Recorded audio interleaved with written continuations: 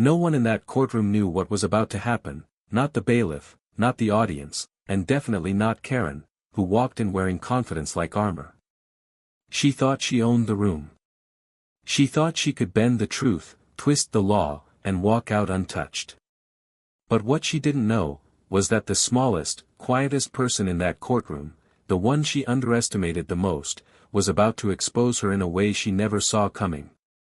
Before we dive into this incredible case, tell me in the comments where you're watching from. I love seeing where my viewers are around the world. And don't forget to hit that subscribe button so you never miss more unbelievable cases like this one. Now, sit back, relax, and enjoy the video. Judge Judy sat there, barely 5 feet tall, shoulders relaxed, flipping quietly through a stack of documents. To Karen, she didn't look like a threat. Judy didn't raise her voice. She didn't slam the files. She didn't cut anyone off. She wasn't the storm today. She was the calm before it. And that's what fooled Karen. Karen stepped forward with a smile that wasn't a smile, more like a smirk carved into her face. She held up a sheet of paper like it was a golden ticket. "Your Honor," she said, pretending to tremble, "I have a therapist note that proves I was mentally unfit to attend the last hearing." She waved it dramatically, waiting for the room to gasp. But the room didn't gasp. Judge Judy just blinked behind her glasses and said one soft word, "Hand it over." The audience barely noticed it, but something shifted. Judy's eyes sharpened. She studied the note, not with suspicion, but with recognition. Like she'd seen this trick before. Like she already knew this paper wasn't the blessing Karen thought it was. Karen, oblivious, kept talking. "I've been under severe emotional trauma, unbearable stress. I couldn't appear last time, Your Honor, I hope the court understands." She placed a dramatic hand on her chest. Judge Judy didn't interrupt her. Didn't argue. Didn't challenge. She simply said, in the quietest voice Karen had ever heard, "Interesting." One word. And the entire courtroom finally felt it, the silent warning behind it. If Karen had been paying attention, she would have stopped talking. But she didn't. Judge Judy looked at the bottom of the page, her head tilting slightly. Then she looked up with a face so calm, so unreadable, that Karen mistook it for surrender. But it wasn't surrender. It was the look of a judge who just discovered something, and was giving the liar one last chance to tell the truth. Karen didn't take it. Judy placed the note on the bench with deliberate care, as though it were something fragile. And then, still quiet, still soft, she said a sentence that cut through the room sharper than any shout could. "Miss Karen, your therapist will now join us by phone to verify this document." Karen froze. Because that was the one thing she didn't expect. The audience leaned forward. The courtroom fell silent. And for the first time since she entered, Karen's confidence cracked. Before the doctor reveals what happens next, tell me in the comments, should forging a therapist note mean jail time? Comment yes or no. Karen swallowed hard, but she forced her chin up, as if defiance alone could control the room. Her fingers twitched at the edges of her blouse, betraying the cracks forming beneath the polished exterior. "Your Honor, that won't be necessary," she said too quickly. "Dr. Franklin is extremely busy. I don't want to disturb." Judge Judy raised one finger. Just one. Not a command, not a shout, just a gentle lift of her hand that silenced not only Karen, but half the courtroom. The power in that gesture didn't come from volume. It came from certainty. "Miss Karen," Judy said softly, "if the note is real, your therapist will have no issue confirming it." Karen blinked, her throat tightening. It was the first time she realized the judge wasn't playing along. Judge Judy wasn't the harmless little lady she thought she could fool. She wasn't the easy obstacle Karen expected to step over. She was the threat Karen never saw coming. Judge Judy motioned to the clerk. "Place the call." The clerk dialed the number printed on the document. The room felt smaller, tighter, as it rang. Karen's breathing grew louder. A few audience members leaned forward so far their seats creaked. Then, click. A calm professional voice answered the speakerphone. "This is Dr. Linda Franklin." Karen shut her eyes. Judge Judy didn't look away from her. "Doctor," she said politely, "we're in open court. I've been presented with a therapist note bearing your name. I need you to confirm whether you authored it." A pause. A deadly, surgical pause. Then, "Your Honor. I have never written a note for a patient named Karen." Gasps rippled across the courtroom like a sudden storm wind. Someone in the audience muttered, "Oh wow," under their breath. A woman clasped her purse tighter. A man in the second row shook his head. Karen's face drained of color. That can't be right," she stuttered. "I saw her. She treated me." But the doctor wasn't finished. "Judge," Dr. Franklin continued, her tone steady and professional, "the signature on that document is not mine. And the letterhead appears to be a template that's been circulating on fraudulent medical sites for years." The judge slowly set the note back down, her expression unreadable. Not angry. Not shocked. Not triumphant. Just calm. The kind of calm that comes from a person who already knew the truth long before anyone else did. Karen's lawyer leaned toward her urgently, whispering, "Stop talking, please stop talking," but Karen's panic had overtaken her judgment. "Doctor, you're mistaken." Karen sputtered. "We had a session 3 weeks ago, you must remember me." "Miss Karen," Judge Judy interjected softly, but the softness struck harder than any gavel. "You will not badger a medical professional to validate a lie." The room went still. And Karen knew, Judy hadn't just taken control. She had seized the entire tone of the case. Judy lifted the note again between 2 fingers, like it was something delicate and dangerous. "Doctor," she asked gently, "for the record, please list every patient you've treated in the past 6 months." Karen's heart plummeted. Dr. Franklin listed them one by one. Not a single name resembled Karen's. With each name spoken, the courtroom's attention shifted, not to the doctor, not to Judy, but to Karen. People stared, whispers floated like smoke, and judgment brewed not from the bench, but from every eye in the room. When the doctor finished, Judge Judy nodded. "Thank you, doctor. You've been very helpful.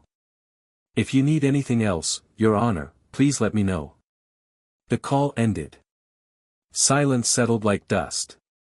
Karen clutched her handbag so tight her knuckles whitened. She had nowhere to look, every direction was a wall. Every whisper was about her.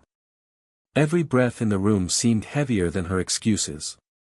Judge Judy placed the forged note aside and folded her hands neatly. "Miss Karen," she said with a softness that landed like a verdict, "you submitted a medical document under penalty of perjury. You claimed it excused you from attending a court-ordered session. You have wasted this court's time, delayed justice, and attempted to weaponize mental health." Karen's throat bobbed. She opened her mouth, but Judy lifted a hand again. "No," she said. "I'm not finished." The entire courtroom leaned in. Judy continued, "This court offers many things. Fairness. Patience. Opportunity. What it does not offer, is tolerance for fraud." A tremor passed through the audience, shock mixed with admiration. It wasn't the volume of Judy's voice that hit them. It was the precision. The control. The quiet authority of someone underestimated too many times. Karen finally whispered, "Your Honor. I didn't mean." Judy tilted her head. "Didn't mean to." "Miss Karen, that signature didn't write itself." The faintest hint of disappointment, not anger, slipped into Judy's tone. And somehow, that disappointed softness felt worse than rage.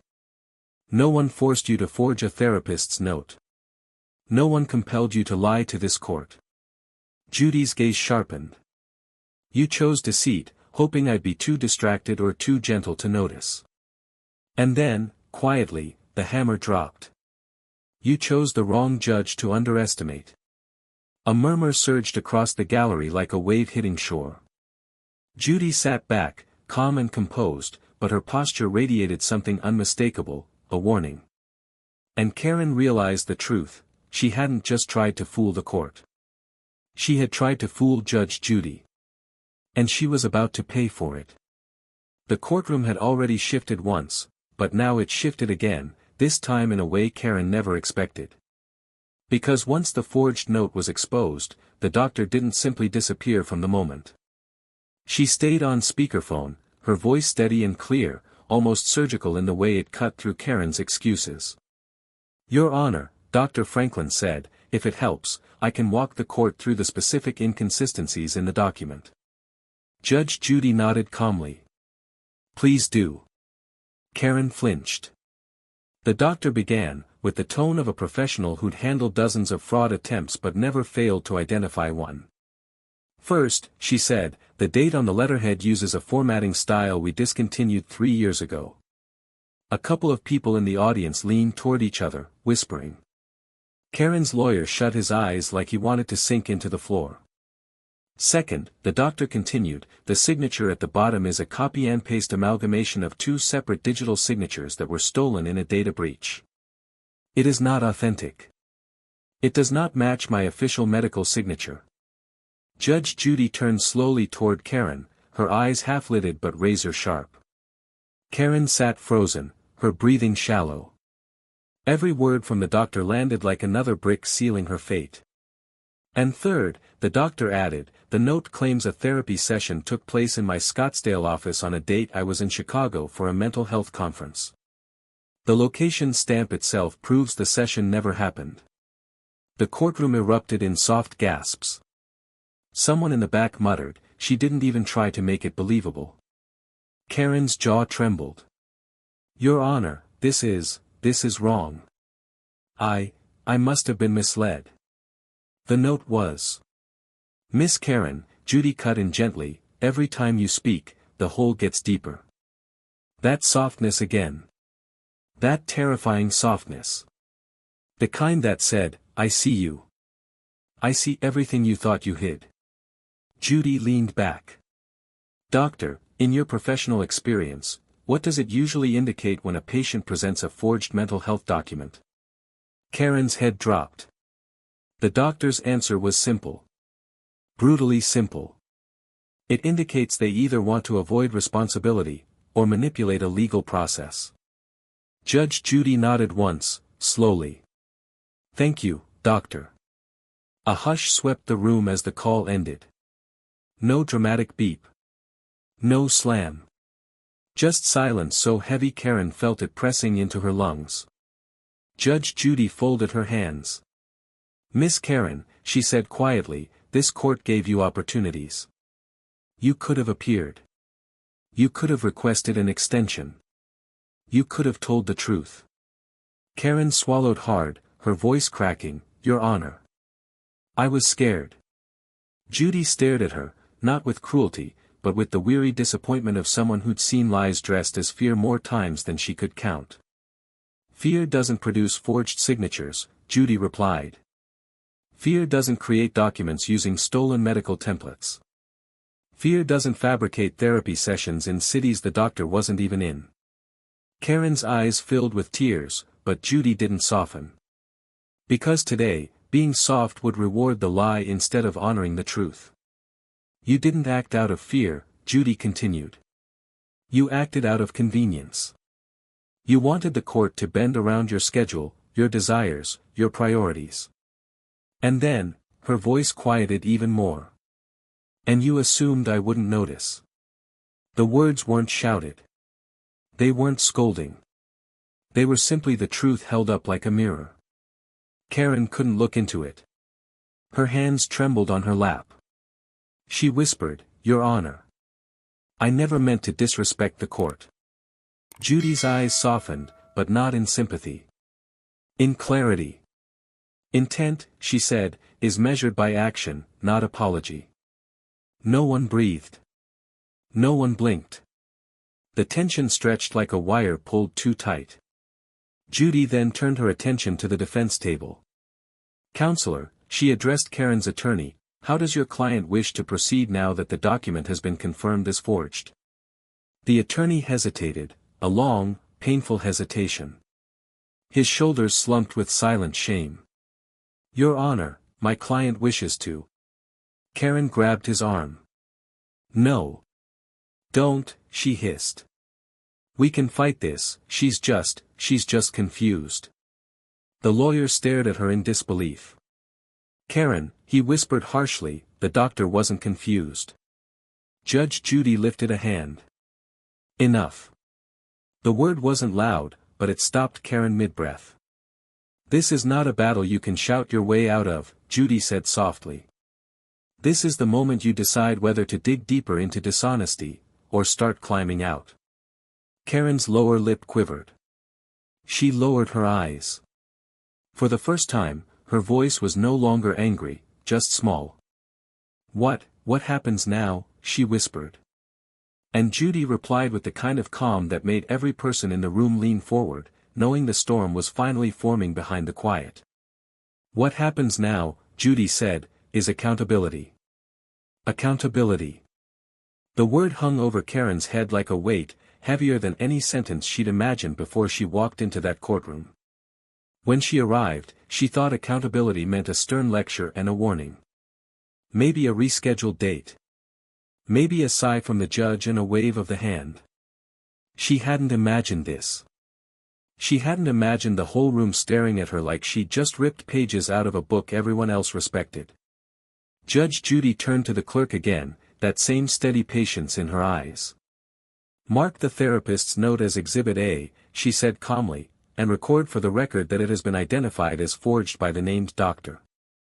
The clerk nodded, her fingers moving quickly. The small sound of the stamp hitting paper echoed louder than Karen's own heartbeat. Exhibit A, the lie. Judy then looked toward the opposing table. "Now," she said quietly, "let's talk about the consequences." The opposing party, who until now had sat stiff and quiet, finally raised their head. Maybe it was an ex-husband who'd been dragged through endless delays. Maybe it was a landlord whose property had been damaged. Maybe it was a former employer who'd been fighting a false claim. Whoever they were, their eyes carried exhaustion. "Your Honor," they began, their voice raw but controlled, "this isn't the first time she's pulled something like this." Karen whipped around. "That's not true," she snapped. Judge Judy's eyes narrowed, not with rage, but with that same disappointed calm. "Miss Karen," she said, "you will not interrupt while someone else is speaking. You had your time. You used it to lie." The room reacted, not loudly, but with a quiet wave of approval. A few nods. A few satisfied exhales. People came to court to watch justice. Today, they were watching someone who tried to cheat it get brought back to reality. The opposing party continued. "We've been in and out of court for months. She no-shows, she makes excuses, she calls in sick when it's convenient. But now she used mental health as a shield. As if trauma is a costume she can put on when she doesn't feel like facing the truth." A woman in the gallery tightened her arms around her purse. She knew people who really struggled. She knew what real therapy cost, not just in money, but in courage. Judge Judy nodded slowly. "This court takes mental health seriously," she said. "Which is why I will not allow it to be turned into a prop." Her eyes drifted back to Karen. "You didn't just skip a date," Judy continued softly. "You didn't just delay a case. You tried to hide behind an illness that countless people struggle with for real. People who have to fight just to get out of bed in the morning. People who would never dream of using their pain to dodge responsibility." Karen's eyes shimmered with fresh tears. "I was overwhelmed," she whispered. "And overwhelmed people ask for help," Judy replied. "They don't fabricate it." Every word hit like a step down a staircase Karen didn't realize she was on until she slipped. And now she could only keep falling.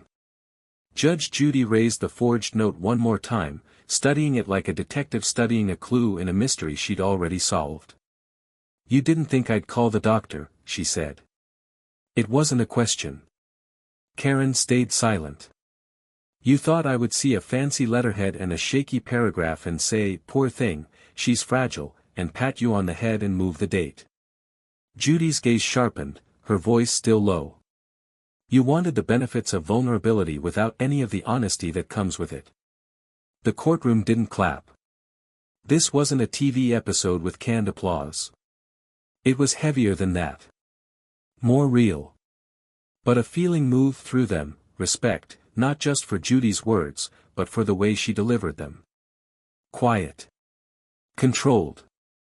Like an underdog who doesn't roar, she just refuses to back down. Karen's lawyer cleared his throat. "Your Honor," he began cautiously, "my client understands the seriousness now."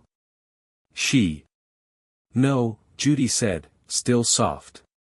"She understands she was caught." "That is not the same thing." The lawyer deflated. Judge Judy turned her attention to the bailiff. "Has this court received any prior warnings or sanctions related to missed dates for Miss Karen?" The bailiff flipped through a file. "Yes, Your Honor. 2 prior verbal warnings on record for tardiness and 1 for a no-show without notice." Judy's eyebrow lifted slightly. So this wasn't a one-time lapse in judgment. This was a pattern that finally escalated into fraud. Karen squeezed her eyes shut. "Please, Your Honor. I'm begging you, don't ruin my life over one mistake." Judy looked at her for a long moment. "When you forged this note," she asked quietly, "were you thinking about the life you might be ruining on the other side of this case?" Karen's lips parted, but nothing came out. "Were you thinking about the person who showed up every single time? The person who didn't get to hide behind a fake diagnosis?" Judy continued, her voice still gentle, her words anything but. Karen shook her head, tears streaking down her face. I just wanted it to go away," she whispered.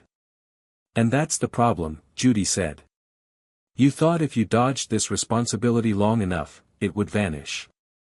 But responsibility doesn't disappear. It waits.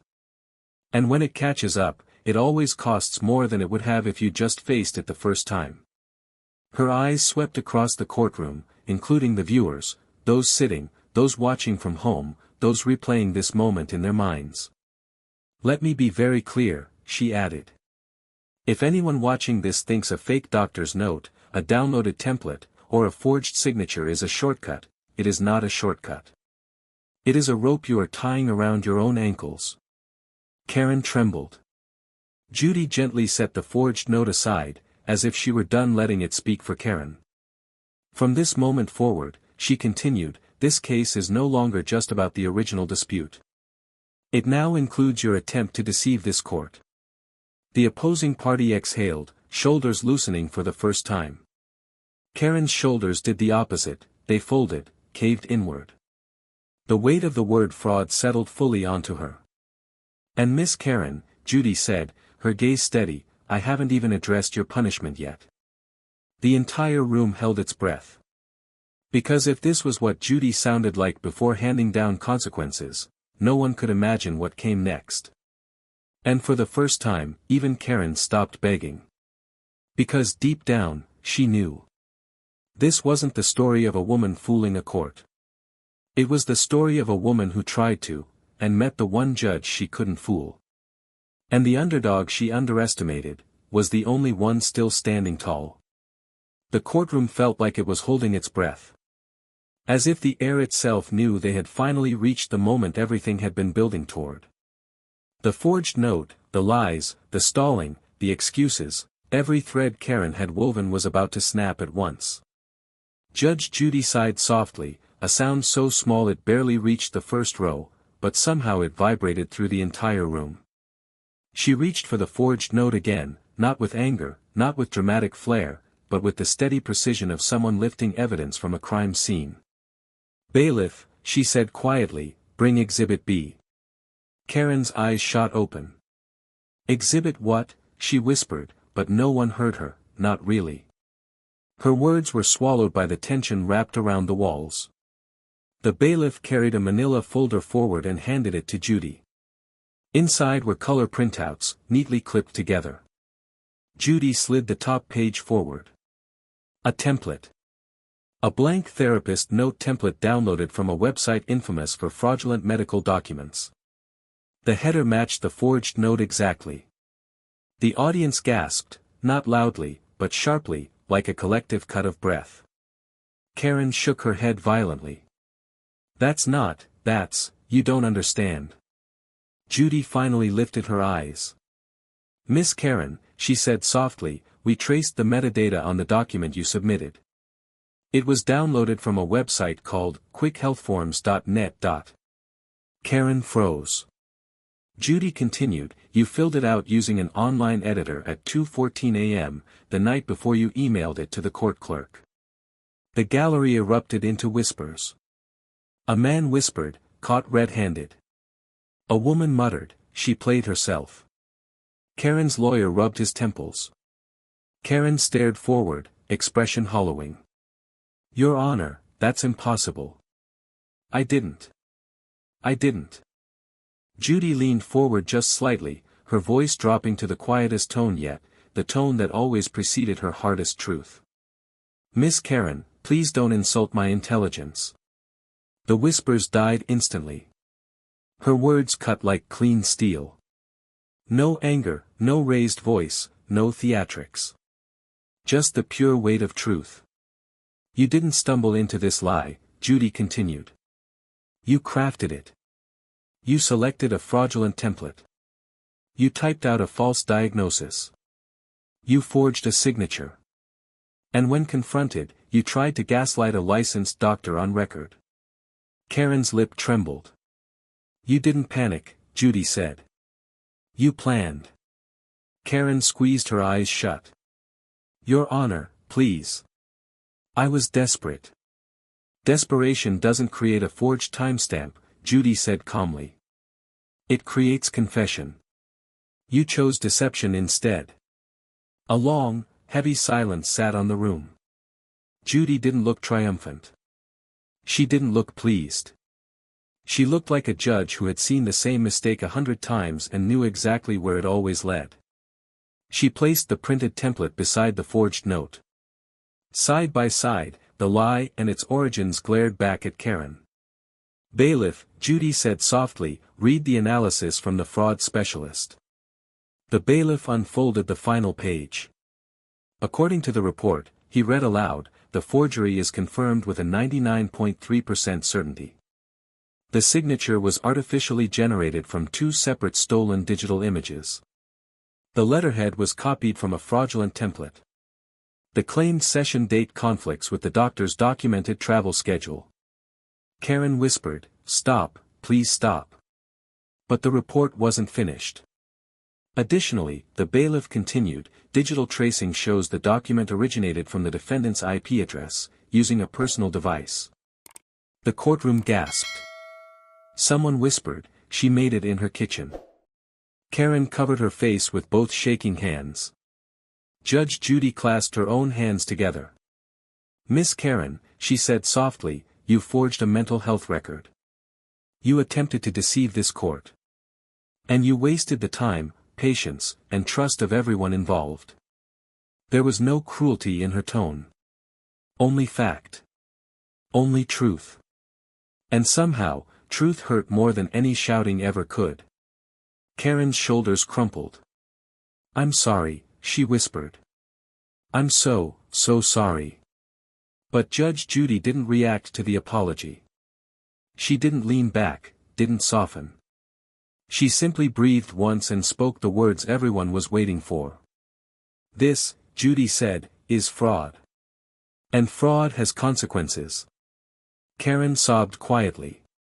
The courtroom stayed silent. Not out of pity. But out of respect, for the moment the lie fully collapsed. And as the judge prepared to deliver her ruling, the tension in the room reached its highest point. Before I reveal Judge Judy's sentence, tell me in the comments, if you were the judge, what would you do? Comment, community service or jail time, below. Section 6, The Falling Action, 500 words. The storm had broken. Karen sat trembling, shoulders shaking in small, uneven movements as the weight of the truth settled on her. The courtroom wasn't angry anymore, not loudly, at least. The energy had shifted into something quieter, something heavier. It felt like standing in a room after an earthquake, everything still, but nothing the same. Judge Judy rested her palms gently on the bench. Not aggressive. Not triumphant. Just steady. "Miss Karen," she began, her voice level and almost soft, "before I issue the consequences, I want this court to understand the real damage here." The opposing party finally sat forward, emotion tightening their voice. "Your Honor. I had to take time off work. I paid for childcare. I rearranged my entire life to come to court when I was supposed to." She just downloaded a fake note and skipped. Their words weren't angry, they were tired. Real life tired. Karen curled into herself, gripping the fabric of her blouse between her fists. "I never meant to hurt anyone," she whispered. Judge Judy didn't raise her voice. She didn't need to. "But you did," she said. "You hurt this person. You wasted time. You delayed justice. And you attempted to weaponize mental health, something many people fight every day just to function." A woman in the gallery wiped a tear quietly. A man nodded with a clenched jaw. Judy continued, "People come into this courtroom with real trauma. Real diagnoses. Real treatment plans. And you tried to mimic that pain for convenience." Karen sniffed, eyes red. "Your Honor. I'm sorry." Judy sighed, not a frustrated sigh, but a disappointed one. "An apology is a start," she said. "But it is not a solution." Karen's lawyer leaned closer, whispering, "Let her finish. Don't speak again." Judge Judy folded her hands. "This court doesn't punish people for being overwhelmed," she said. "It punishes people for committing fraud." Her gaze didn't waver. "And that is what you did." Karen lowered her head, tears dripping onto her lap. "But," Judy continued, "accountability is not about crushing someone. It's about correction. It's about ensuring the next time life challenges you, you do not choose deceit." The room softened, not for Karen, but for the lesson being spoken. Judy took a slow breath. This court will now move toward the formal ruling. Karen's breath quickened. The gallery leaned in. Even the opposing party exhaled slowly, bracing themselves. Judge Judy's voice dropped into a tone that held both gravity and clarity. "Miss Karen," she said, "what happens next is not meant to break you. It is meant to rebuild you." Those words hung in the air like a final calm before the verdict. And everyone knew, the real judgment was seconds away. The courtroom felt like the world had narrowed into one single, trembling moment. Karen sat frozen, her breath shaky and uneven, her hands clasped together as if praying for a miracle she knew wasn't coming. The opposing party sat upright, bracing themselves. The gallery was silent, no whispers, no murmurs. Just the quiet anticipation of justice about to land.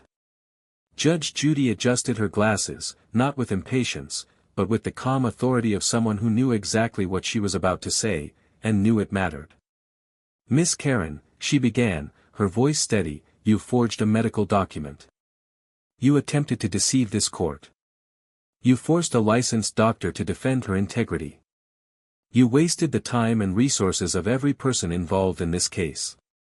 Karen swallowed hard. "But more than that," Judy continued, "you tried to use mental health, something deeply personal and deeply painful for many people, as a shield for your own irresponsibility." Her tone sharpened, not louder, just clearer. "That is unacceptable." Karen tried to speak, but Judy gently lifted a hand. "No. You will listen." Karen closed her mouth. Judy leaned forward slightly, her expression soft but unwavering. "I don't believe you are beyond repair. I don't believe you are evil.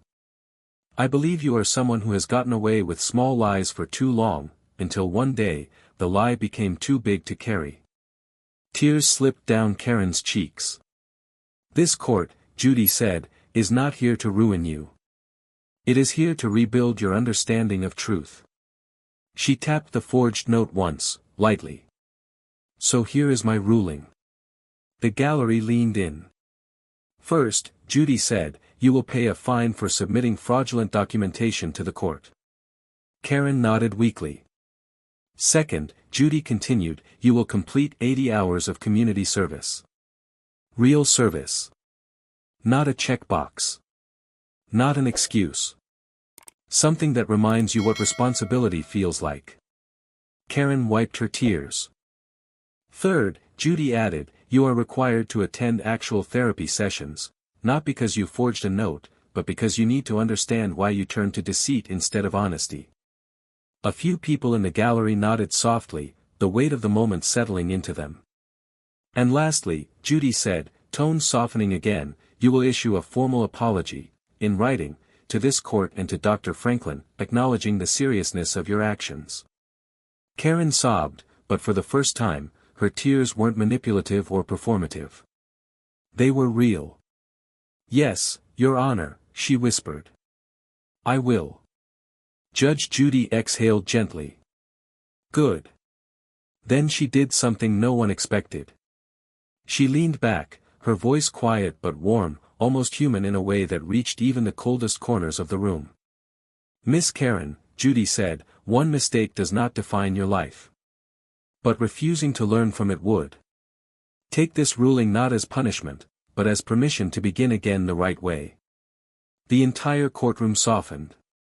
Even the opposing party let out a long breath, their anger giving way to something closer to closure. Karen nodded, still crying. Thank you. Your Honor. Judy gave one final, gentle nod. Court is adjourned. The gavel didn't slam. It didn't need to. The moment itself was the gavel. Karen stood slowly, her body shaking, not from fear, but from release. From the understanding that truth, though painful, was lighter than the burden she'd been carrying. The gallery rose, some whispering their approval, others quietly inspired by what they heard. Judge Judy gathered her files, her calm presence still radiating strength, the underdog who had once again proven that quiet power is still power. And as the courtroom emptied, one message hung in the air like a final echo. Truth doesn't need to shout. It only needs to stand. If you want more stories where justice exposes the truth, make sure you like this video, subscribe, and comment, "Justice wins," down below, so I know you made it to the end. A man mocked Judge Judy's gavel as a joke. His own microphone caught every word. What happened next cost him more than just his case. The courtroom was set, the cameras were rolling, and Marcus Chen thought he had it all figured out.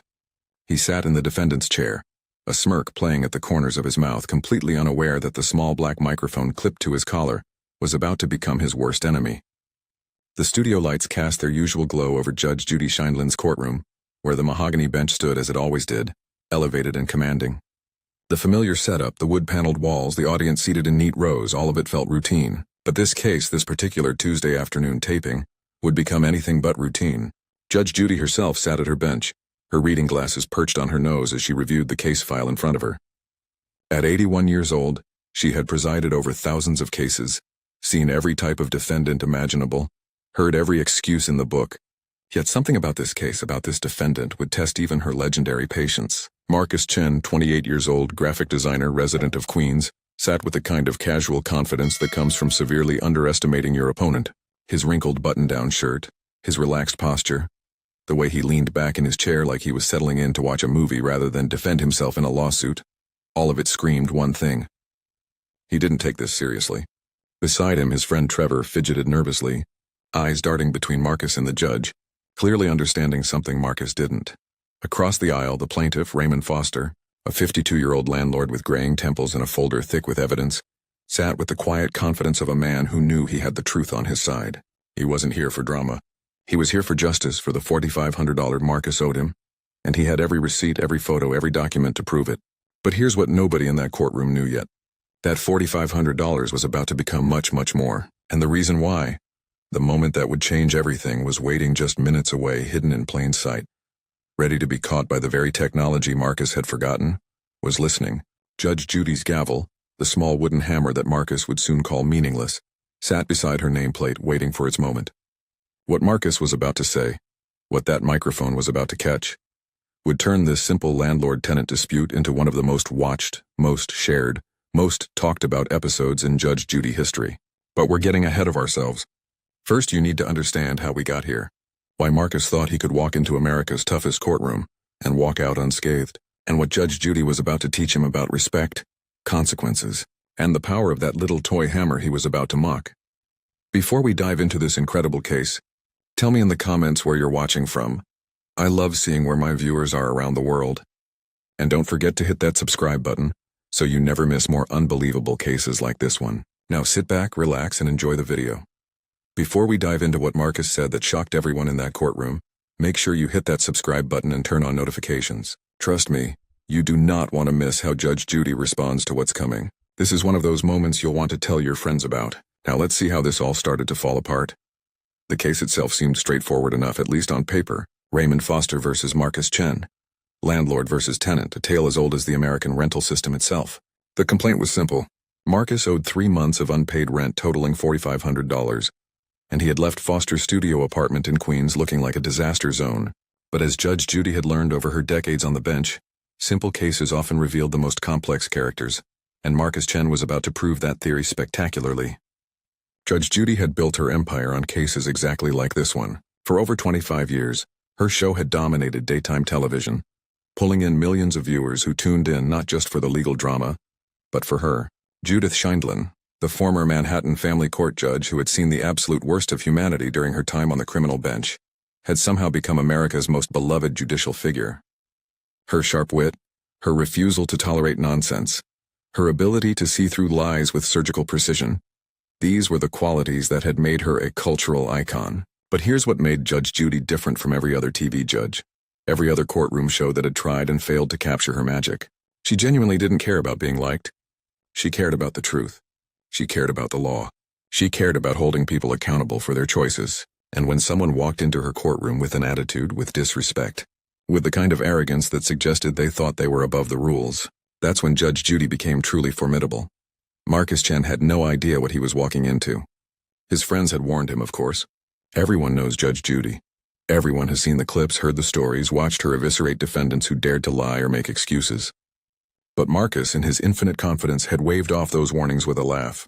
It's just TV, he had told Trevor over beers the week before the taping. She can't be as tough as everyone says. It's all edited to make her look scary. I'll just tell my side of the story, and people will see that Foster is trying to scam me. Trevor had shaken his head even then, knowing his friend was making a massive miscalculation. But Marcus wouldn't listen. He never did. The apartment in question was a 450-square-foot studio in a pre-war building in Astoria, Queens. Marcus had moved in 11 months earlier, signed a standard lease agreement, paid his security deposit and first month's rent without complaint. For the first 8 months, everything had been fine. Marcus paid on time. Foster left him alone. It was the kind of unremarkable landlord-tenant relationship that both parties preferred. Then winter came, and according to Marcus, the heat stopped working properly. Here's where the stories diverged sharply. Marcus claimed he had complained multiple times about inadequate heating, that he had sent text messages to Foster, that he had even called him directly. When Foster allegedly refused to fix the problem, Marcus made a decision. He would withhold rent until the heat was fixed. It was, in his mind, a reasonable response to an unreasonable landlord. He wasn't trying to skip out on payment. He was exercising what he believed were his tenant rights. Foster, on the other hand, told a completely different story. He claimed Marcus had never once complained about the heat, never sent a formal written complaint, never filed anything with the city's housing authority. The text messages Marcus referenced, Foster said they didn't exist, or if they did, they were vague complaints that never specifically mentioned a heating issue. And even if the heat had been a problem, Foster argued, Marcus had no legal right to simply stop paying rent. There were proper channels for tenant complaints, legal processes to follow, ways to handle disputes that didn't involve unilateral decisions to withhold payment. But the rent dispute was only part of the problem. When Marcus finally moved out, owing 3 months of back rent, He left the apartment in what Foster described as deplorable condition. Holes in the walls, some small, some large enough to require professional patching, carpet stains that no amount of cleaning could remove. The kind of deep-set discoloration that meant replacement was the only option. Scratches on the hardwood floor near the kitchen, a broken window blind, scuff marks along the baseboards, general filth that suggested the apartment hadn't been properly cleaned in months. Foster had documented everything with photographs dated and thorough. He had receipts for the repairs, invoices from contractors, estimates for the work that still needed to be done. He had done his homework, built his case with the kind of meticulous attention to detail that would make any lawyer proud. And he had the ace in the hole, the move and inspection report that Marcus himself had signed 11 months earlier, stating in clear black and white text that the apartment was in good condition at the start of the tenancy. Marcus's defense? The damage was pre-existing, the landlord was lying, the photos were misleading, and besides, if Foster had just fixed the heat like he was supposed to, none of this would have happened anyway. It was a defense built on sand, lacking documentation, lacking evidence, lacking anything resembling a coherent legal strategy.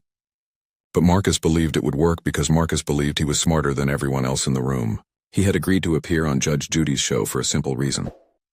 The show paid the judgment regardless of who won. If he lost, he wouldn't actually have to pay Foster out of his own pocket. The show's production company would cut the check. And if by some miracle he won, well, Foster would get nothing and Marcus would walk away clean. It was in Marcus's mind a no-lose situation. He got a free trip to the studio, a chance to be on TV, and no real financial risk. What he failed to understand was that some losses can't be measured in dollars. Judge Judy had seen 1,000 Marcus Chens walk through her courtroom doors. Young, cocky, convinced that their charm or their excuses or their ability to talk fast would somehow override the facts. She had developed a sixth sense for defendants who thought they could outsmart the process, and that sense was tingling the moment she looked at Marcus Chen's case file. As the bailiff bird called the court to order and the cameras began recording, Judge Judy looked up from her papers and saw Marcus sitting there with that smirk, that casual lean, that unmistakable air of someone who thought this was all a game. And in that moment, before a single word had been spoken, Judge Judy knew exactly what kind of case this was going to be.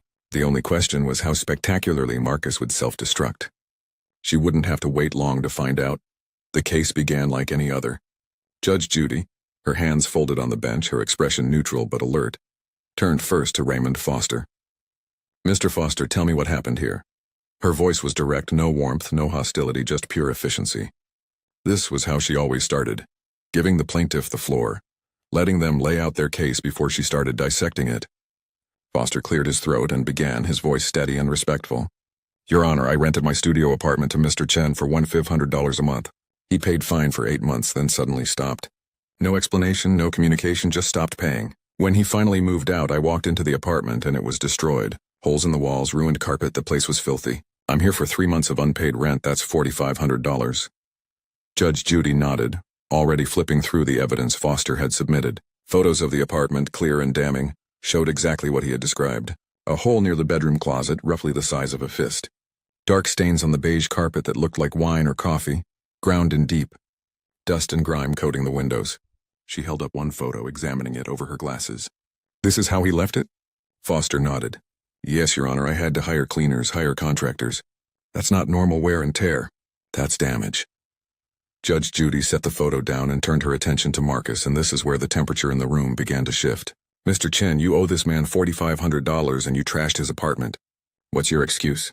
The word excuse hung in the air, already framing Marcus's defense as inadequate before he even opened his mouth. But Marcus, either missing the warning sign or choosing to ignore it, leaned forward with an easy confidence. "Your Honor, with all due respect, that's not the full story. The apartment had problems when I moved in. The heat didn't work properly all winter. I was freezing in there and Foster refused to fix it.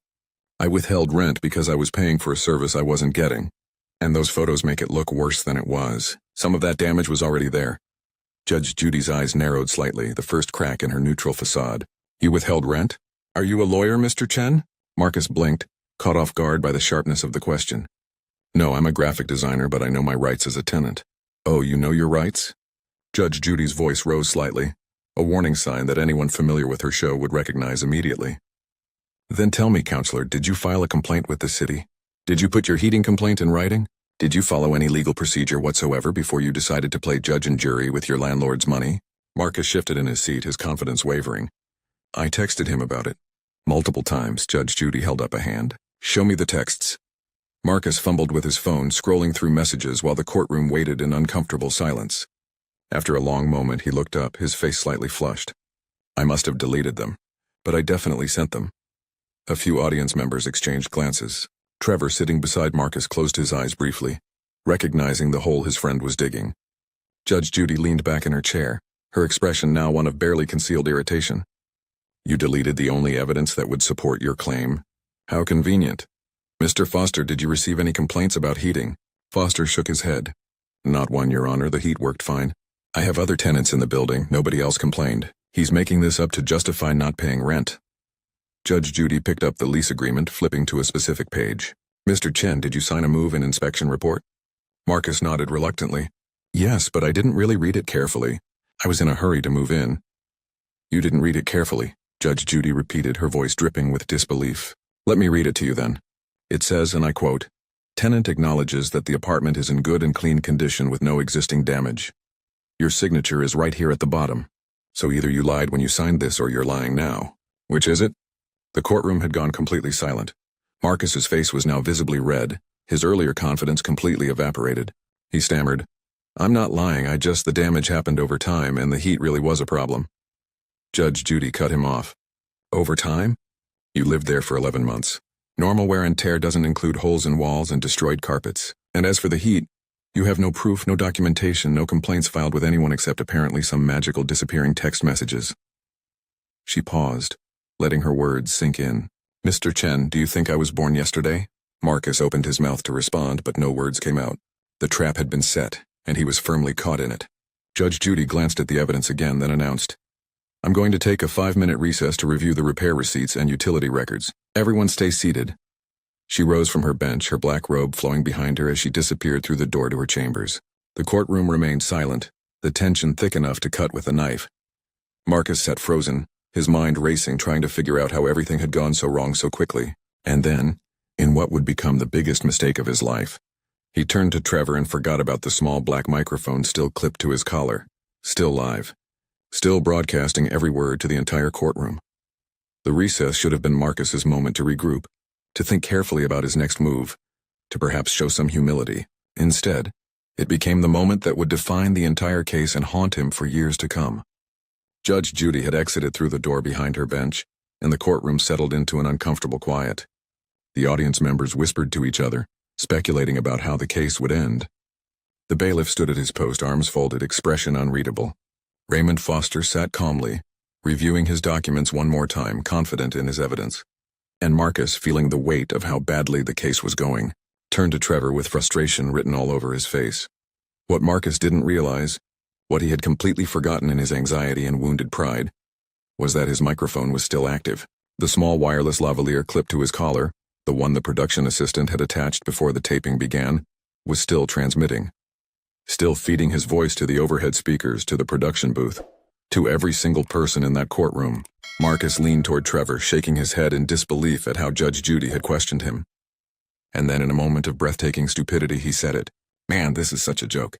She sits up there with that little toy hammer like she's running the Supreme Court or something. It's a TV show. That gavel doesn't even mean anything real. She probably got it from a costume shop. This whole thing is ridiculous. The words echoed through the courtroom speakers with perfect, devastating clarity. Every syllable, every dismissive word, every ounce of disrespect broadcast to everyone present. The reaction was instantaneous and visceral. The audience gasped collectively, a sharp intake of breath that filled the room. Several people in the front row visibly recoiled, their faces showing a mixture of shock and secondhand embarrassment. A woman in the third row covered her mouth with both hands, her eyes wide. A teenage boy in the back started to laugh but immediately stopped when he saw the severity on everyone else's faces. Trevor's head snapped toward Marcus, his eyes huge with panic. He grabbed Marcus's arm urgently, pointing at the microphone on his collar. Dude, your mic, he hissed, but it was too late. The damage was done, the words were out there. Irretrievable and damning. Marcus looked down at the small black device, saw the tiny green light still glowing, still active, and the color drained from his face completely. His mouth opened and closed like a fish out of water. No sound coming out. He had just mocked Judge Judy, called her gavel a toy, dismissed the entire proceeding as meaningless, and he had done it on a live microphone in her own courtroom. The courtroom remained frozen in that terrible silence, everyone waiting for the inevitable. Marcus sat paralyzed, staring at his microphone like it was a live grenade. Trevor had physically moved his chair away, creating visible distance between himself and the disaster. Raymond Foster allowed himself the faintest smile, knowing that Marcus had just handed Judge Judy all the ammunition she could possibly need. The seconds crawled by, each one heavier than the last, until finally the door behind the bench opened. Judge Judy emerged, and everything about her demeanor had changed. She walked slowly, deliberately, her movements measured and purposeful.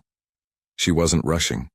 She had all the time in the world, and everyone in that courtroom knew that Marcus's time had just run out. She sat down, adjusted her robe, and reached for her gavel. The same gavel Marcus had just called a toy, a meaningless prop from a costume shop. She wrapped her fingers around it, holding it firmly, and let the silence stretch just a bit longer. Then her eyes locked onto Marcus, and when she spoke, her voice was calm, cold, and absolutely lethal. "Mr. Chen," she began, and the single tap of her gavel against the sound block cracked through the room like a gunshot. "This little toy hammer, as you so eloquently called it moments ago, represents something you clearly don't understand. It represents the law. It represents order. It represents consequences." The courtroom was so quiet you could hear the hum of the cameras. Marcus looked like he wanted to sink through the floor and disappear forever. Judge Judy continued, her voice gaining strength with each word. "I've been practicing law for over 50 years, Mr. Chen. I was a prosecutor in New York. I was a family court judge for 25 years, handling cases involving child abuse, domestic violence, and custody battles that would break your heart. I've seen real criminals, real predators, real monsters sit in that chair where you're sitting. And you know what? Most of them showed more respect for this process than you just did." She leaned forward, her eyes boring into him. "You walked into this courtroom thinking it was all a game, didn't you? Thinking that because there are cameras, because this is on television, that somehow the law doesn't apply the same way? Let me educate you. This is binding arbitration. The judgment I'm about to render is legally enforceable. It's not a suggestion, it's not entertainment. It's real law with real consequences, and you're about to find out exactly how real it is." Marcus tried to speak, his voice barely a whisper. "Your Honor, I'm sorry, I didn't mean—" "You didn't mean for me to hear it," Judge Judy cut him off sharply. "That's very different from not meaning it. You meant every word. You just didn't think you'd get caught. But here's a lesson about the modern world, Mr. Chen. Assume every microphone is hot. Assume everything you say can and will be heard. You failed that test spectacularly." She picked up the repair receipts, the damage photos, the lease agreement. "Now let's talk about your case, since you think this is all just a show. Judgment for the plaintiff, Mr. Raymond Foster, in the amount of $4,500 for 3 months of unpaid rent. Additionally, judgment for the plaintiff for documented damages to the apartment in the amount of $2,200. Your total, Mr. Chen, is $6,700. Marcus's head shot up, panic flooding his face. "But the case was only for $4,500. Judge Judy's expression didn't change. "The small claims limit in this jurisdiction is $10,000. Your landlord was being generous by only asking for part of what you owe. I reviewed the full documentation during my recess. The same recess where you decided to mock this court. The damage is documented, proven, and you have no defense. You're paying it all." Judge Judy wasn't finished. She held up the gavel one more time, making sure Marcus could see it clearly. "This toy hammer, as you called it, has just cost you an additional $2,200. Maybe next time you'll think before you speak. Maybe next time you'll show some respect for the judicial process, whether it's in a television studio or a traditional courtroom. And maybe, just maybe, you'll learn that your actions have consequences." She brought the gavel down one final time, the sound echoing with absolute finality. "Case dismissed. We're adjourned." The courtroom remained silent for a beat. Then the audience began to murmur, the shock giving way to animated conversation. Judge Judy rose from her bench and exited without another glance at Marcus, leaving him sitting there utterly destroyed. Marcus remained frozen in his seat, his hands covering his face, shoulders slumped in complete defeat. Everything he had thought about this experience, every assumption he had made, had been shattered in the span of 20 minutes. He had walked in with confidence and walked out with nothing but humiliation and a $6,700 judgment hanging over his head. Trevor stood up quickly, clearly desperate to escape the scene. "Man, I gotta go," he muttered, not even looking at Marcus as he headed for the exit. The friend who had agreed to be a witness, who had tried to warn him, wanted nothing to do with the fallout. The bailiff approached Marcus with a firm but not unkind tone. "Sir, you need to exit through the side door." Marcus stumbled to his feet, his legs unsteady, and walked toward the exit like a man heading to his own execution. As he reached the door, he could hear the audience behind him still talking, still processing what they had just witnessed. In the hallway outside the courtroom, Raymond Foster was surrounded by production staff for his post-case interview. His face showed relief and satisfaction, but not cruelty. "Justice was served today," he told the camera. "I didn't want to be harsh. I only asked for the rent he owed me. But Mr. Chen had to go and disrespect the judge, disrespect the process. Judge Judy saw right through him and held him accountable not just for the money but for his attitude. That young man learned an expensive lesson today about respect and responsibility." Foster's words were measured, factual, lacking any sense of vindictiveness. He had come for what he was owed, and he had gotten that and more. Marcus, exiting through a different corridor, was met by another production assistant with a camera. "Mr. Chen, any comments on the judgment?" The assistant's tone was professional, but there was an unmistakable eagerness in her eyes. Knowing this footage would be gold for the show's promotional materials, Marcus held up his hand, blocking the camera lens. No comments. I just want to leave. Please." His voice cracked with emotion, all his earlier bravado completely gone. He pushed past the camera crew and headed toward the parking lot, with Trevor reluctantly following several steps behind. "I told you, man," Trevor finally said once they were outside. "I told you Judge Judy doesn't play games. You should have just been honest, been respectful, taken your lumps, but you had to run your mouth." Marcus whirled on him, anger flashing in his eyes. "Now you tell me? Where was this advice before I went in there?" Trevor shook his head. "I did tell you. You didn't listen. You never listen." Inside the production booth, the crew was already buzzing with excitement. The segment producer was frantically typing notes, knowing they had just captured television gold. "This is going to be one of our biggest episodes," she said to her colleague. "The moment that mic caught him, I knew. This is viral material." The audio engineer rewound the recording, playing back Marcus's insult again. "In 12 years working on this show, I have never seen someone destroy themselves that completely." He literally handed her the case on a silver platter. Social media, though the episode wouldn't air for months, was already starting to stir. Someone in the audience had posted on a Judge Judy fan forum within minutes of leaving the studio. "Just saw a taping where a defendant called JJ's gavel a toy from a costume shop, on a hot mic. She destroyed him, added $2,200 to his judgment. This episode is going to break the internet when it airs." The post had dozens of replies within an hour, all expressing disbelief and eagerness to see the footage. For Marcus, sitting in his car in the studio parking lot, the reality was beginning to fully sink in. He pulled up his phone and started searching whether he could appeal the judgment. Legal forums quickly crushed that hope. Binding arbitration meant final judgment, no appeals, no do-overs.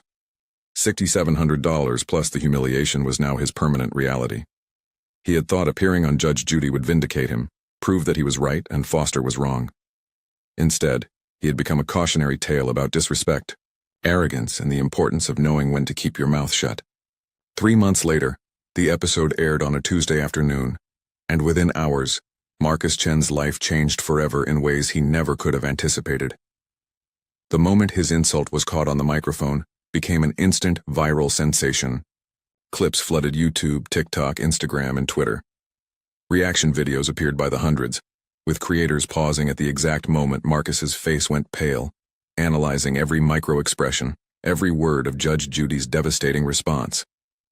The episode shattered viewing records for the show, becoming one of the most watched Judge Judy episodes in the program's entire history. Hashtags like "toy gavel," "respect the judge," and "microphone fail" trended for days. Memes spread across the internet with Marcus's shocked face becoming a symbol of instant regret, used in contexts far beyond the courtroom. But for Marcus, the viral fame was a nightmare, not a dream.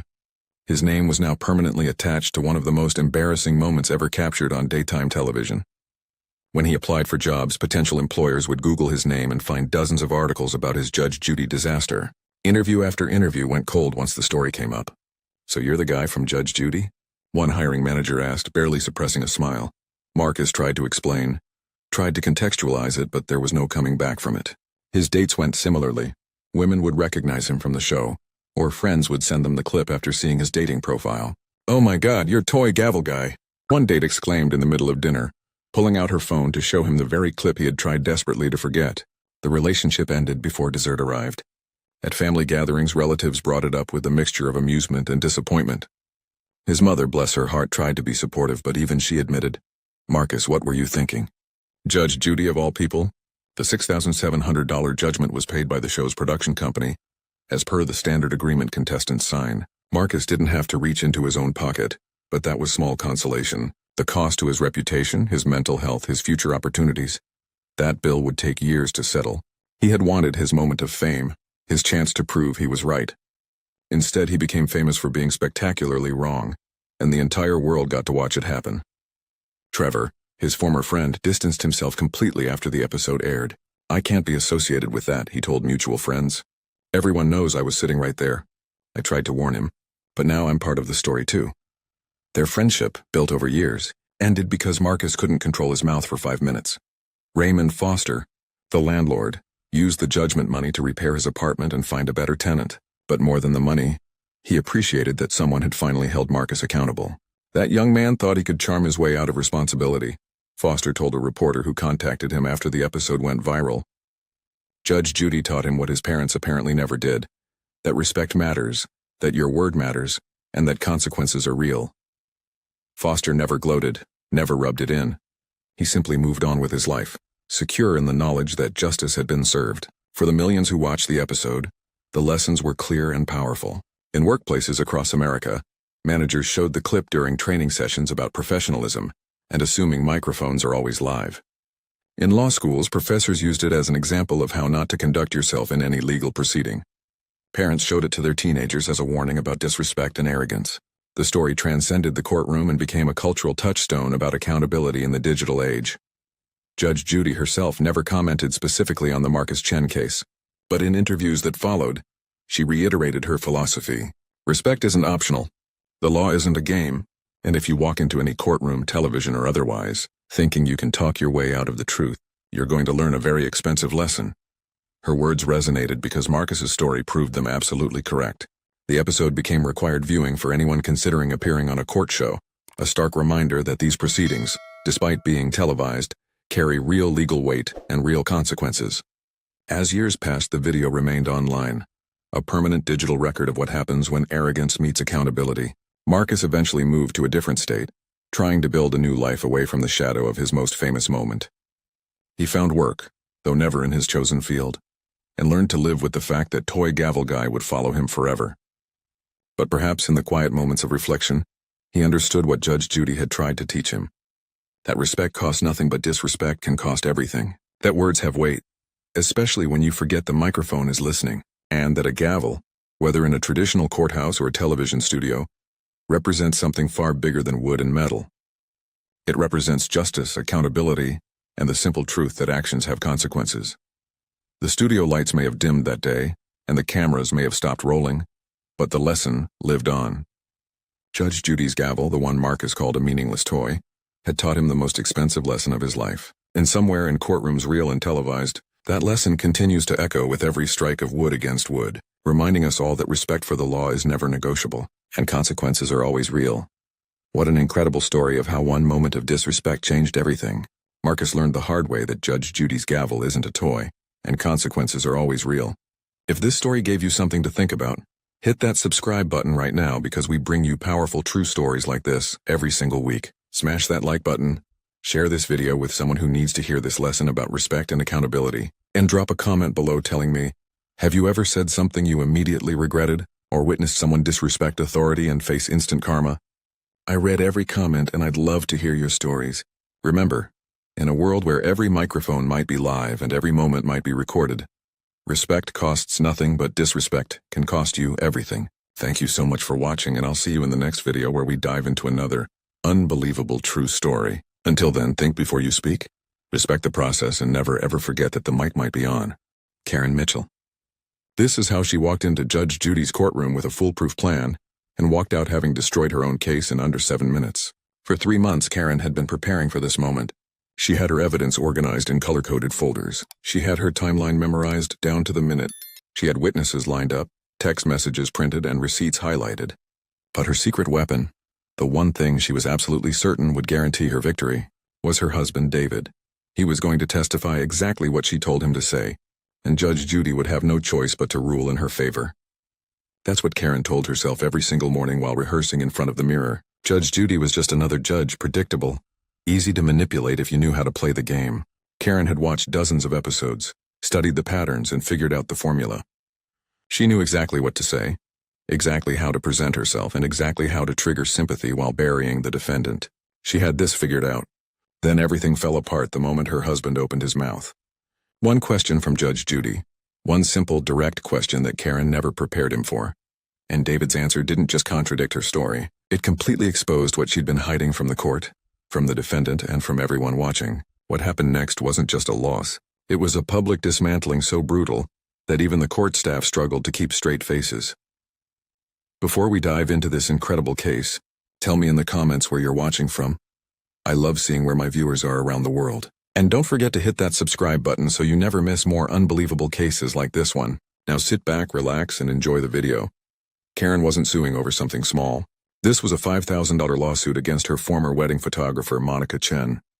According to Karen, Monica had completely ruined her daughter's wedding by showing up 2 hours late, missing the ceremony entirely, and then having the audacity to demand full payment for what Karen called amateur garbage photos that belonged in the trash. Karen's story was detailed, specific, and delivered with the kind of righteous anger that made it sound absolutely convincing. She had receipts showing the full payment of $5,000 made 3 weeks before the wedding. She had the contract with Monica's signature clearly stating she would arrive by 2 p.m. for a 4 p.m. ceremony. She had text messages from the day of the wedding, showing Monica hadn't responded to increasingly frantic calls. Most damaging of all, she had the photos themselves, blown up and printed, showing what she described as blurry, poorly lit images that looked like they were taken by someone who didn't know how to use a camera. But the real evidence, the piece that Karen was convinced would seal her victory, was sitting right next to her in the courtroom. Her husband David had been at the wedding. He'd seen everything. He'd watched Monica show up late. He'd witnessed the chaos. He'd heard Monica's pathetic excuses. And for the past 3 months, Karen had made absolutely certain that David knew exactly what to say when Judge Judy called him to testify. They had practiced his testimony at the kitchen table, in the car, during commercial breaks while watching television. Karen would play Judge Judy, firing questions at David, correcting him when his answers weren't strong enough, making him repeat phrases until they sounded natural. She told him to stay calm, speak clearly, and whatever he did, don't elaborate beyond what she told him to say. Judges like simple, straightforward answers from witnesses. Complexity creates doubt. Karen knew this. She'd done her homework. She'd spent hours watching Judge Judy clips on YouTube, reading forums about how to win your case, even consulting with 2 different lawyers who'd both told her the case was solid. The contract was clear. The photographer had failed to perform. The photos were substandard. The money should be returned. It was open and shut. But Karen had gone further than just legal preparation. She'd planned her entire presentation like a military operation. She knew Judge Judy hated people who rambled, so she'd scripted her opening statement to be exactly 90 seconds. She knew Judge Judy respected people who came prepared, so she had every document tabbed and ready to present within seconds. She even chose her outfit carefully. A conservative navy blue suit that said, "Responsible adult who doesn't waste the court's time," without looking like she was trying too hard. The morning of the court date. Karen woke up at 5:30, even though they didn't need to be at the studio until 10. She reviewed her notes one final time over coffee. She quizzed David on his testimony again while he ate breakfast. She checked and rechecked her folder of evidence, making sure everything was in perfect order. By the time they arrived at the courthouse, Karen was radiating confidence. She walked through those doors like someone who'd already won, her heels clicking against the floor with purpose, her chin raised just slightly, her expression set in what she probably thought was dignified determination, but what actually looked more like smug superiority. In the waiting room before being called in, Karen sat with perfect posture, her evidence folder resting on her lap like a shield. She glanced at Monica, the defendant, who sat across from her looking considerably less prepared. Monica had a single manila folder, no suit, just a simple blouse and slacks, and an expression that seemed more tired than combative. Karen felt a surge of satisfaction. This woman clearly hadn't prepared the way Karen had. This was going to be easier than she thought. What Karen didn't understand, what she couldn't have understood despite all her YouTube research and preparation, was that Judge Judy Scheindlin had been doing this for over 40 years. She'd presided over thousands of cases. She'd seen every trick, every manipulation, every carefully rehearsed performance, and she had a particular talent, almost a sixth sense for detecting when someone was lying. It wasn't just about inconsistencies in the story. It was about the energy, the over-preparation, the way someone held themselves when they thought they were smarter than everyone else in the room. Judge Judy could smell it the moment someone walked through her courtroom door. And the more prepared someone appeared, the more perfect their presentation seemed, the more suspicious she became. Because in her experience, people telling the truth didn't need to rehearse. They didn't need color-coded folders and memorized timelines. They just told you what happened, even if it came out messy or emotional or confused. The truth had its own rhythm. Lies, no matter how well practiced, always felt just slightly off, like a song played a half-step out of tune. Karen had no idea she was walking into a trap of her own making. Every hour she'd spent preparing, every detail she'd memorized, every word she'd made David practice, it was all going to work against her. Because she'd built a house of cards so elaborate, so intricate, that it only took one wrong breath to bring the whole thing crashing down. And that breath was going to come from the one person she trusted most, the one person she'd spent 3 months coaching, the one person she was absolutely certain would never, ever deviate from the script she'd written for him. Her husband was about to prove her catastrophically wrong. When the bailiff called their case, Karen stood smoothly, grabbed her folder, and walked into Judge Judy's courtroom with the confidence of someone who believed they'd already won. She had no idea that in less than 10 minutes she would be standing in that same spot, her face red, her voice shaking, watching her carefully constructed case implode in the most spectacular way possible, all because she'd made one critical miscalculation. She'd assumed that when the pressure was on, when Judge Judy's eyes were locked on him, when the cameras were rolling and the consequences of perjury were suddenly very, very real, her husband would choose protecting her story over telling the truth. Karen walked into that courtroom like she owned it. Her heels clicked against the floor with purpose. Her evidence folder was clutched against her chest like a Bible. She took her position at the plaintiff's stand, set her folder down with deliberate care, and when Judge Judy entered, Karen's expression didn't change at all. No nervousness, no hesitation, just cool, collected confidence. Monica, the defendant, stood at the other podium looking considerably less composed. She fidgeted with her folder. She glanced around the courtroom like she'd never been in one before, which she probably hadn't. The contrast was exactly what Karen wanted. She looked like the professional. Monica looked like someone who was clearly guilty and knew it. Judge Judy sat down, looked at both women and said, "All right, we're here because someone didn't get the wedding photos they paid for. Ms. Mitchell, tell me what happened." Karen launched into her opening statement exactly as she'd rehearsed it. Her daughter's wedding. $5,000 paid in full. Contract clearly stating the photographer would arrive by 2 p.m.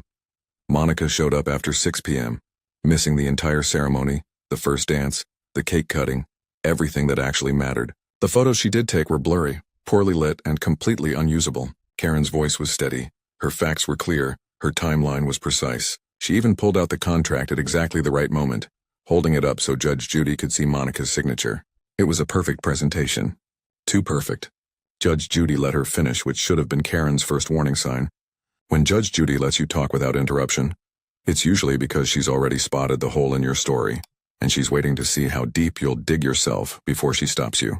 The moment Karen said, "And that's why I'm here today, Your Honor, seeking a full refund of $5,000, Judge Judy leaned forward slightly and asked, "What time did the wedding start?" 4 o'clock, Karen said without hesitation. "And you said in your complaint that the photographer arrived after 6 p.m.? That's correct. So she was 2 hours late to a 4 o'clock wedding, which means she arrived after the wedding was over?" "Exactly," Karen said, her voice dripping with vindication. "She missed everything." Judge Judy looked down at the paperwork in front of her, then back up at Karen. "Your contract says the photographer was supposed to arrive at 2 p.m. for a 4 p.m. ceremony. That's 2 hours of setup time. Pretty standard." "Yes," Karen agreed, which she didn't do. "Right," Judge Judy said slowly. "So when she arrived at 6, that means she was 4 hours late, not 2 hours late." Karen blinked. That wasn't the question she'd prepared for. "Well, the ceremony was at 4, so—" "I can do math, Ms. Mitchell," Judge Judy said, her tone sharpening. "If she was supposed to be there at 2 and she showed up at 6, that's 4 hours. Not 2, so which is it?" Karen's mouth opened, then closed. She hadn't expected Judge Judy to focus on that detail. It was a minor discrepancy, just a rounding issue, not the point of the case at all. 4 hours, Your Honor," she corrected quickly, trying to get back on script. She was 4 hours late, but Judge Judy wasn't moving on. "And during those 4 hours, from 2 to 6, did you try calling her?" "Of course we did," Karen said, her voice regaining confidence. This was back in her prepared territory. "We called at least a dozen times. She never answered. At least a dozen times, Judge Judy repeated. So you're not sure exactly how many times? It was chaotic, Your Honor. My daughter was getting married. I wasn't counting every single call. Judge Judy nodded slowly, then turned her attention to the man standing slightly behind Karen. Sir. Step forward. David Mitchell moved to the front, his face already showing the kind of nervous tension that makes anyone look guilty even when they're not. He was 53 years old, wearing a suit that looked like it had been purchased specifically for this occasion, and his hands were clasped in front of him like a schoolboy called to the principal's office. You're the husband? Judge Judy asked. Yes, ma'am, David said quietly. You were at this wedding? Yes, ma'am, I was. And you witnessed the photographer arriving late? Yes, I did. Karen visibly relaxed. This was going exactly as planned. David was giving short, clear answers. He was confirming her story. Judge Judy was going to ask him a few more questions. He'd back up everything Karen said, and this would be over. What time did you call the photographer? Judge Judy asked. David hesitated. It was barely a second, just the slightest pause, but Karen saw it. Her stomach tightened. We called her multiple times, David said carefully. I'm not asking about multiple times, Judge Judy said, her voice sharpening. I'm asking about the first call. What time did you personally call the photographer? Another pause. Longer this time. David's eyes flickered toward Karen, then back to Judge Judy. I didn't call her, he said quietly. The courtroom went completely silent. Karen's face froze. You didn't call her? Judge Judy repeated. No, ma'am. My wife did.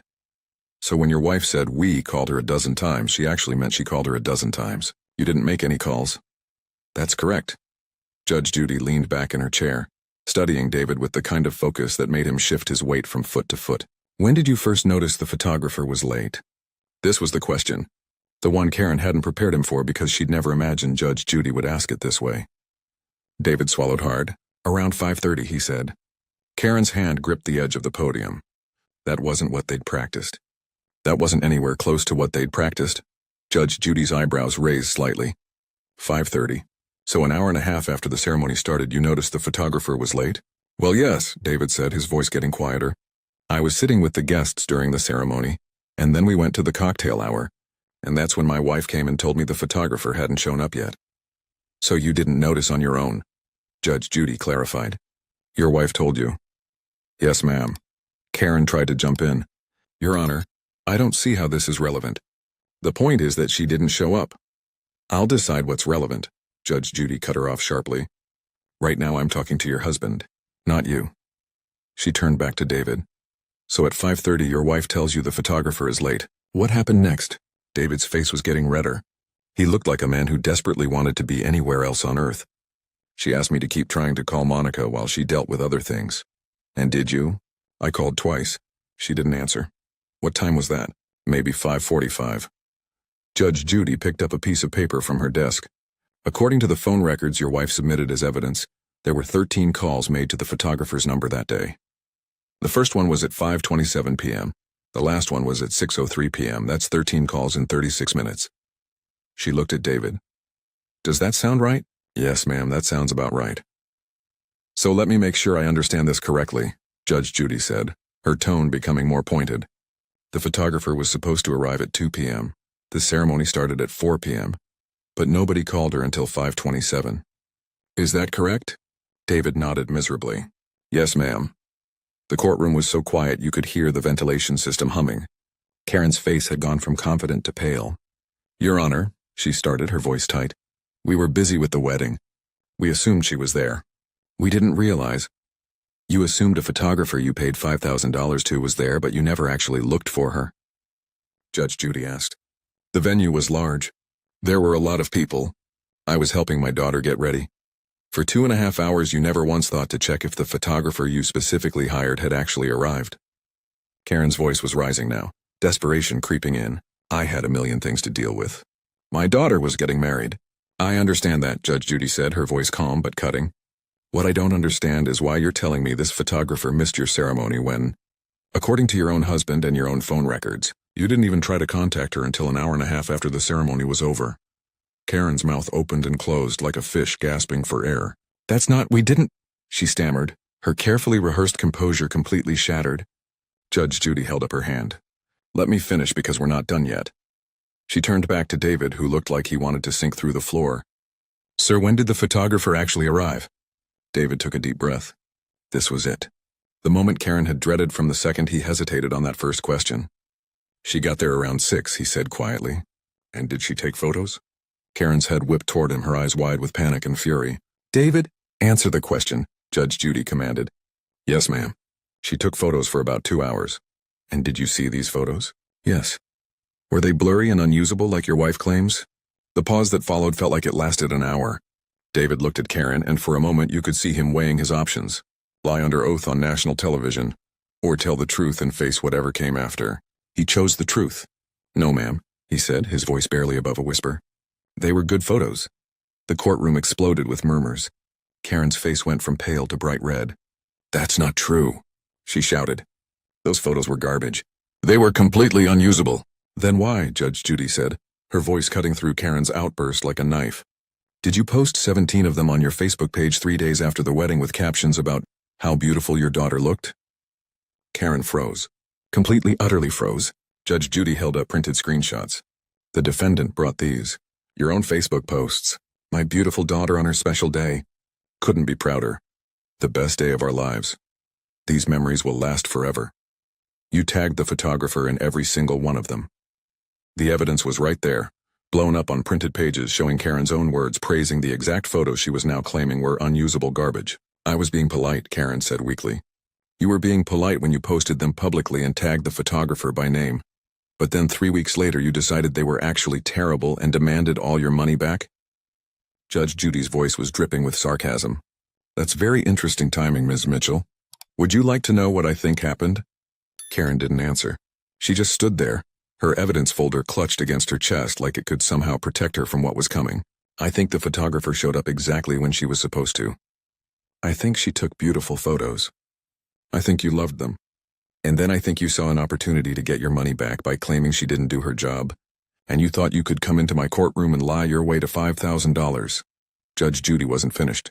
"The problem with your plan, Ms. Mitchell, is that you brought your husband as a witness, and unlike you, he wasn't willing to commit perjury on television." She looked directly at Karen with the kind of stare that could melt steel. Judgment for the defendant. "Case dismissed." Karen's voice came out as a strangled shout. "This is unbelievable. You didn't even look at all my evidence." "I have documents." I looked at your evidence," Judge Judy interrupted coldly. "Your evidence is a contract that the photographer fulfilled. Phone records that prove you didn't call her until after the ceremony was over, and your own Facebook post praising the work you're now claiming was terrible. Your evidence actually proves you're lying." "I want to appeal this," Karen demanded. "Appeal it to whoever you want," Judge Judy said dismissively. "We're done here." As the bailiff directed them out, Karen grabbed her evidence folder and stormed toward the exit, her face red, her jaw clenched so tight you could see the muscles working. David followed behind her, keeping a careful distance, looking like a man who knew he was going to pay for his honesty the moment those cameras stopped rolling. In the hallway outside, the show's producers caught Karen for the traditional post-verdict interview. She was practically vibrating with rage. "That was completely unfair," she said, her voice shaking. "Judge Judy had her mind made up before I even walked in there. She didn't listen to anything I said. The system is rigged against people like me who actually prepare and know their case." The interviewer asked about her husband's testimony. Karen's expression turned even darker. He panicked. He got confused under pressure. He didn't say what actually happened because she was intimidating him. That's not how it actually went. Even in the hallway, even after being caught in multiple lies, even after her own Facebook posts destroyed her credibility, Karen couldn't admit the truth. She couldn't take responsibility. She couldn't acknowledge that she'd tried to defraud a small business owner out of $5,000 and gotten caught. In her mind, she was still the victim. Judge Judy was unfair. Her husband betrayed her. The system failed her. Everyone was wrong except Karen. What Karen failed to understand, what people like her never seem to understand, is that you can't outsmart experience.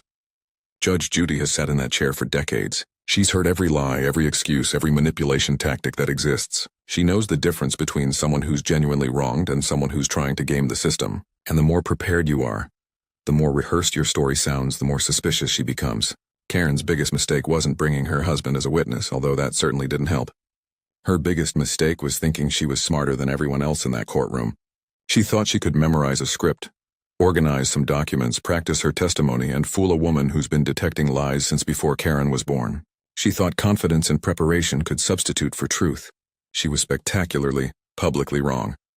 The truth is, honesty might not always guarantee you'll win your case, but dishonesty, especially dishonesty as blatant and poorly executed as Karen's, will almost always guarantee you'll lose. And sometimes, when the person is arrogant enough, entitled enough, and convinced enough of their own cleverness, watching them lose is exactly the kind of justice the world needs to see. Karen walked into that courtroom thinking she'd already won. She walked out having lost everything, including her dignity, her $5,000 in court fees, and any remaining respect her husband might have had for her schemes. And somewhere Judge Judy moved on to the next case, probably forgetting about Karen Mitchell within an hour, because for Judge Judy, this was just another Tuesday, another entitled person thinking they could lie their way to victory.